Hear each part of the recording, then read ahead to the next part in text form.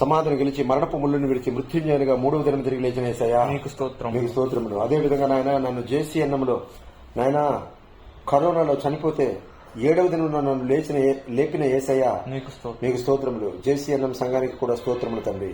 యేసు రక్తం ద్వారా ప్రతి పాపం నుండి మమ్మల్ని పవిత్రపరుస్తున్న దేవా, యేసు రక్తం ద్వారా మాకు విమోచన కలిగజేసిన దేవా, యేసు రక్తం ద్వారా మా మనసాక్షిని శుద్ధి చేస్తున్న దేవా, యేసు రక్తం ద్వారా మమ్మల్ని ఉచితంగా నీతిమంతులుగా మార్చిన దేవా, అపవాది శక్తులపై మాకు జయమిచ్చిన యేసయ్యా, అపవాది తలను సిలువలో చితకతొక్కిన యేసయ్యా, సాతాను మా కాళ్ల కింద శీఘ్రముగా చితకతొక్కిస్తానన్న యేసయ్యా, సాతాను మా కాళ్ల కింద శీఘ్రముగా చితకతొక్కిస్తానన్న యేసయ్యా, జీవితకాలం అంతా మరణ భయం చేత దాస్యంలో లోబడిన వారిని విడిపించిన యేసయ్యా, మీ సిలువ మరణం చేత అపవాదిని వాడి అనుచరులను నిరాయుధులుగా చేసి మాకు జయోత్సాహం ఇచ్చిన యేసయ్యా, మాలో ఉండి మమ్మల్ని పాపమును గురించి నీతిని గురించి తీర్పును గురించి ఒప్పింపు చేస్తున్న పరిశుద్ధాత్మ దేవా మీకు స్తోత్రములు. మమ్మల్ని సర్వసత్యంలోనికి నడిపిస్తున్న పరిశుద్ధాత్మ దేవా మీకు స్తోత్రం. సంభవింపబో సంగతులను మాకు తెలియజేస్తున్న పరిశుద్ధాత్మ దేవా మీకు స్తోత్రములు.